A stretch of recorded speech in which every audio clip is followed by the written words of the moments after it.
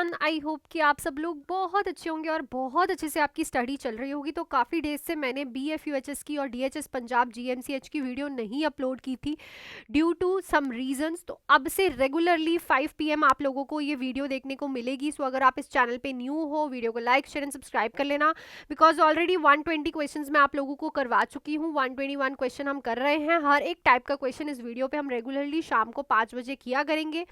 साथ ही में Republic day के ऑफर्स का जो जो बच्चे वेट कर रहे थे, सो ऑफर्स जो है वो लाइव हो चुके हैं। DHS पंजाब की वैकेंसी आप पूछ रहे हो मैम कब आएगी, तो वो बहुत ही जल्दी आपको देखने को मिलेगी। GMCH का आपने देख लिया होगा, न्यूज़पेपर पे आ चुका है। 400 प्लस पोस्टें रहने वाली है। DRME पंजाब की पोस्टें, सो 3 बैचेस मैंने रनिंग अभी स्टार्ट किए हैं। सो अभी अभी ये तीनों बैचेस स्टार्ट हुए हैं। 3 मंथ्स का बैच है जिसमें आपको फुल थ्योरी कराई जाएगी प्लस सारी की सारी बेसिक से, ठीक है, बेसिक से। एक है मेरे पास 4 मंथ्स का बैच, ये भी फुल थ्योरी वाला बैच है, और जो 6 मंथ्स का बैच है ये भी फुल थ्योरी वाला बैच है। आपके ऊपर डिपेंड करता है कि आप कौन से वाले बैच पे ज़्यादा अच्छे से पढ़ पाओगे और जल्दी से अपना सिलेबस कंप्लीट कर लोगे। तो मैं बात करूँ, अगर 3 मंथ्स का बैच है, ठीक है, 3 मंथ्स के बैच की मेरी फीस थी जो कि 2299 बैच की जो फीस थी, इस रिपब्लिक डे के ऑफर पे ये बैच की फीस हो चुकी है 2199, ठीक है। जो मेरा 4 मंथ्स का बैच था उसकी जो फीस थी बच्चे वो थी 2499, ठीक है। इस रिपब्लिक डे के ऑफर्स पे ये जो फीस है ये मैंने कर दी है 2399। और सबसे मेजर जो मैंने बैच पे ऑफर लगाया है रिपब्लिक डे का इज ऑन 6 मंथ्स का बैच, जो कि मेरा 3299 का बैच था, जो कि ऑफर पे डायरेक्टली हो चुका है 2999 का, ठीक है। सो जो आप 6 मंथ्स का बैच है इसमें इंस्टॉलमेंट्स भी कर सकते हो अगर आप चाहो, ठीक है। तो ये है आपके बैचेस के ऑफर्स, बैचेस के प्राइजेस देख सकते हो विद देयर वैलिडिटीज कितना कितना है, और कोई भी बैच आप ज्वाइन कर सकते हो। आपको रिव्यूज चेक करने हैं, सिलेक्शंस चेक करनी है, आप कम्युनिटी सेक्शन में जाके देख सकते हो, ठीक है। और मेरे से व्हाट्सएप पे भी पूछ सकते हो। सो आप लोग इस नंबर पे कॉल या फिर मैसेज करके आज ही इन तीनों एग्जाम्स के लिए ज्वाइन कर सकते हो। देखो, जो GMCH का एग्जाम है वो तो विद इन 3 मंथ्स हो जाएगा क्योंकि उसका नोटिफिकेशन आउट हो चुका है। जो DHS पंजाब का बैच है ना बच्चे, वो एटलीस्ट 4 मंथ्स तो उसे लगेंगे पोस्टें आने में, एप्लीकेशन फॉर्म फिल होने में, उसके बाद पेपर होने में। कोई भी बैच है बेसिक से हम स्टार्ट करेंगे, विद MCQs रहने वाला है। तो कोई भी अगर आप बैच ज्वाइन करते हो तो विदाउट एनी डिले आप पढ़ना स्टार्ट कर दो अगर 2025 में आपको जॉब लेनी है। फॉर्म का वेट मत करो क्योंकि जब फॉर्म निकल जाते हैं तो पेपर बहुत जल्दी हो जाता है, ठीक है। सो आप लोग बैचेस इन रिपब्लिक डेज के ऑफर पे, कल तक ये बैचेस के ऑफर्स अवेलेबल रहेंगे, तो आप कल तक ज्वाइन कर सकते हो नंबर पे कॉल या फिर मैसेज करके। चलो अब हम चलते हैं थोड़ा सा क्वेश्चंस की तरफ। अब रेगुलरली क्वेश्चंस हम यूट्यूब पे भी करेंगे, तो अगर आप यूट्यूब पे भी हो तो अच्छे से यूट्यूब को फॉलो करो। सो नेक्स्ट क्वेश्चन देखते हैं हम 121। पिछली जो आपकी वीडियो थी उसका जो लिंक है वो मैं डिस्क्रिप्शन बॉक्स में डाल दूंगी ताकि आप पिछली क्लासेस को भी अटेंड कर लो। तो पहला ही क्वेश्चन आज की वीडियो का था, nurse is caring for patient with urinary catheter. तो यूरिनरी कैथेटर वाले पेशेंट की आप केयर कर रहे हो। To reduce the risk of infection the nurse should, तो अगर आपको इन्फेक्शन का रिस्क कम करना है तो आप क्या करोगे? Disconnect the drainage bag to measure output every 4 hourly. Encourage the catheter tubing remain below the level of bladder. Flush the catheter with saline solution every 12 hourly. Secure the catheter loosely to allow movement. तो जब भी आप urinary catheter की care करते हो और risk of infection को reduce करना होता है तो हमेशा याद रखो कि जो आपका ट्यूबिंग है ना वो हमेशा कहाँ पे होना चाहिए? Below the level of bladder. क्यों होना चाहिए भाई below the level of bladder? देखो, आपका जो ब्लैडर है ना बच्चे, ठीक है, जो आपका ये ब्लैडर है, ठीक है, अगर आप इसके लेवल के ऊपर ट्यूबिंग डालते हो, फॉर एग्जांपल आपने ट्यूबिंग इसके लेवल के ऊपर कर दी, तो जो ब्लैडर से यूरिन है ना वो इधर की तरफ जाएगा नहीं, फ्लो नहीं करेगा। क्यों? और वो कहाँ पे रिटेन करेगा? ब्लैडर में ही क्या करेगा? रिटेन करेगा। याद रखना इस चीज को। अगर आप above the level of bladder urinary bag को रखते हो, यूरिनरी कैथेटर की ट्यूबिंग को रखते हो, तो यूरिन जो है वो ट्यूब में नहीं जाएगा। ऊपर को किस प्रेशर से वो है ना मूव करेगा? जाएगा तो वो टुवर्ड्स द ग्रेविटी जाएगा ना, नीचे को जाएगा, तो नीचे होनी चाहिए ट्यूबिंग।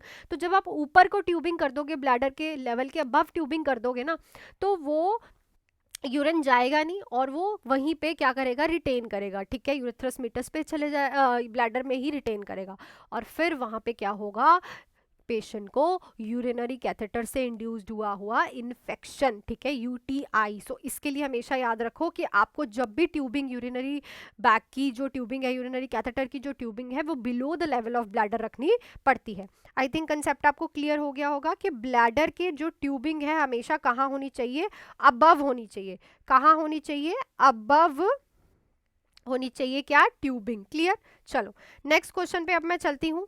नेक्स्ट क्वेश्चन है, when performing a oral care for an unconscious patient the nurse should. तो जब आप एक अनकॉन्शियस पेशेंट का ओरल केयर कर रहे हो तो नर्स को क्या करना चाहिए, position the patient in a supine position, use the fingers to open the patient's mouth, position the patient in a side lying position with head turn, avoid using a toothbrush. तो याद रखो, जब भी आप पेशेंट, अनकॉन्शियस पेशेंट की क्या कर रहे हो, ओरल केयर कर रहे हो, तो अनकॉन्शियस पेशेंट में एस्पिरेशन के बहुत ज़्यादा चांसेस होते हैं, ठीक है, क्योंकि गैग रिफ्लेक्स एब्सेंट होता है। तो इसीलिए हम पेशेंट को क्या देते हैं, साइड लाइन पोजीशन देते हैं। साइड लाइन पोजीशन से क्या होगा कि पेशेंट की जितनी भी सिक्रीशंस होंगी वो साइड से निकलती रहेंगी। नेक्स्ट है, the nurse is preparing to collect urine specimen from an indwelling catheter which is a correct procedure। तो अगर आप एक यूरिन स्पेसिमन कलेक्ट कर रहे हो पेशेंट के इंडवेलिंग कैथेटर से, तो करेक्ट पोजीशन क्या रहेगी, use the drainage bag to collect the specimen, clamp the tubing below the collection port of 15 से 30 minutes before collecting the specimen, disconnect the catheter tubing to collect urine, sterile the entire catheter before collecting the specimen। तो याद रखो कि urine specimen को जब भी आप indwelling catheter से कलेक्ट करते हो, पहले आपको क्या करना है, ट्यूबिंग को क्लैंप करना है कलेक्शन के 15 से 30 मिनट के बाद। उसके बाद जब आपने क्लैंप कर लिया, ठीक है, 15 से 30 मिनट आपने क्लैंप करना है सैंपल लेने से पहले, उसके बाद आप सैंपल लोगे। Clear. So this is the correct way to collect the sample from the indwelling catheter. Next है, while caring for a patient with fever the nurse prepare a tepid sponge bath, the priority purpose of this intervention is. तो अगर किसी patient को fever था तो आपने टिपेड bath जो है स्पॉन्ज बाथ देने की सोची, ठीक है। तो ये जो आप टिपेड स्पॉन्ज बाथ पेशेंट को दे रहे हो फीवर वाले को, इसके पीछे का पर्पस क्या है, एलिमिनेट द बॉडी ऑर्डर, ठीक है, रिड्यूस करना shivering, reduce the patient body temperature, hydrate the skin. तो टिपेड बाथ होता है जो आप नॉर्मल आपके टैप में वाटर आता है उसके साथ पेशेंट को बाथ देते हो, ठीक है। सो वो क्या करता है, बॉडी के टेम्परेचर को लोअर करने में हेल्प करता है, इसीलिए हम पेशेंट को टिपेड स्पॉन्ज बाथ देते हैं if the patient has fever. आपने देखा होगा बचपन में मम्मी आपके सर पे ठंडे पानी की, बर्फ वाले पानी की पट्टियां करती होंगी, वो इसीलिए ताकि जो फीवर है वो डाउन हो जाए, टेम्परेचर जो है वो रिड्यूस हो जाए। नेक्स्ट जो है that is the nurse is assisting a patient in using a bed pan, the nurse should. तो फंडामेंटल का बहुत अच्छा क्वेश्चन है ये कि अगर आप किसी पेशेंट को बेड पैन यूज करने के लिए असिस्ट कर रहे हो तो नर्स क्या करेगी, leave the bed pan flat on the mattress while in use, place the patient in a semi Fowler's position, stand directly in front for the patient for support, avoid placing toilet paper within reach. तो देखो, जब भी हम किसी को bed pan use करने के लिए बच्चे हेल्प करते हैं तो पहले हम पेशेंट को क्या करते हैं, सेमी फाउलस पोजीशन देते हैं, क्योंकि जैसे अगर आप पॉट भी यूज करते हो ना, ठीक है, तो वहाँ पे भी आप सेमी फाउलर पोजीशन वाला पोजीशन देते हो पेशेंट को। क्यों, क्योंकि उससे पेशेंट का जो कंफर्ट है और जो बैठना है वो इजीली स्पॉइल नहीं होता आसपास का एरिया, ठीक है। तो आप पेशेंट को सेमी फाउलस पोजीशन दोगे while using a bed pan. Next है, when removing personal protective equipment what item should the nurse remove first. तो जब आप पीपीई पर्सनल प्रोटेक्टिव इक्विपमेंट्स को रिमूव कर रहे हो तो सबसे पहले आप क्या चीज़ रिमूव करते हो, ग्लव्स को रिमूव करते हो, गाउन को रिमूव करते हो, फेस मास्क को रिमूव करते हो, या फिर गॉगल्स को रिमूव करते हो। तो हमेशा याद रखो कि सबसे पहले जब भी आप पर्सनल प्रोटेक्टिव इक्विपमेंट, अच्छा आपने सुना होगा डॉनिंग एंड डॉफिंग के बारे में, ठीक है, डॉनिंग एंड डॉफिंग के बारे में। जो पीपीई है ना बच्चे, ये वन ऑफ द मोस्ट जो है आपका इम्पॉर्टेंट टॉपिक है, ठीक है ना, इम्पॉर्टेंट टॉपिक है। आपको ये करना सबसे ज़्यादा ज़रूरी है क्योंकि इनसे क्वेश्चन सबसे ज़्यादा आते हैं, ठीक है ना। डॉनिंग एंड डॉफिंग से, डॉनिंग का मतलब होता है कि आप जो है पीपीई किट को डाल रहे हो, डॉनिंग का मतलब क्या होता है, डन करना, डन का मतलब कि पीपीई किट को डाल रहे हो। डॉफिंग का मतलब क्या होता है, आप पीपीई किट को निकाल रहे हो, रिमूव कर रहे हो। लिख लेना इसको, पुट ऑन करना इज अ डॉनिंग, रिमूव करना इज अ डॉफिंग। तो सबसे पहले हमें ग्लव्स को रिमूव करना होता है। सबसे पहले हम क्या चीज रिमूव करते हैं? ग्लव्स को रिमूव करते हैं। सबसे पहला काम है आपका ग्लव्स को रिमूव करना। जब भी आप पर्सनल प्रोटेक्टिव इक्विपमेंट्स की डॉफिंग कर रहे हो ना, रिमूव कर रहे हो, तो ग्लव्स को सबसे पहले रिमूव हम करते हैं। ठीक है, चलो नेक्स्ट देखते हैं। The nurse observe a patient assist in correctly handling a soiled items or most appropriate action is। तो आप एक नर्स को ना असिस्ट कर रहे हो, ठीक है, वो ना सॉइल्ड लिनन्स को ना बहुत इनकरेक्टली हैंडल कर रही है, तो आप उसको प्रॉपरली अप्रोप्रिएटली क्या एक्शन जो है समझाओगे? इग्नोर कर दोगे उसका ये बिहेवियर? नहीं भाई, इग्नोर क्यों करेंगे ना। Provide a private reminder of proper handling technique, report the behaviour to the supervisor, remove the nursing assistant. नहीं, ऐसा नहीं होता भाई, हम पे उसको निकाल थोड़ी देंगे या फिर उसकी चुगली थोड़ी सुपरवाइजर को कर देंगे, हम उसको सिखाएंगे।